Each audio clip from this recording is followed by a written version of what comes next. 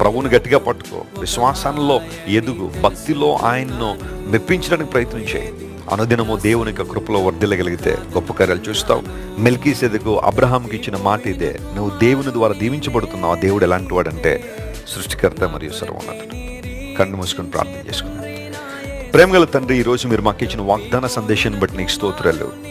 అబ్రహామును వెతుక్కుంటూ వచ్చిన మెల్కీసెదెకు అబ్రహామును ధైర్యపరిచాడు. అబ్రహామును ఉన్నతమైన స్థితిలో చూడాలని ఆశించాడు.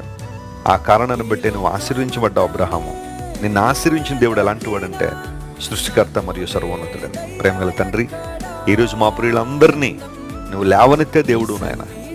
మా జీవితాల్లో ఉన్న శూన్యాన్ని వెలుగ్గా మార్చగలిగిన దేవుడు, మా జీవితంలో ప్రతి ప్రతికూలతను అనుకూలంగా మార్చగలిగిన సర్వోన్నతుడు నీవు గనుక నీకు వందనాలు.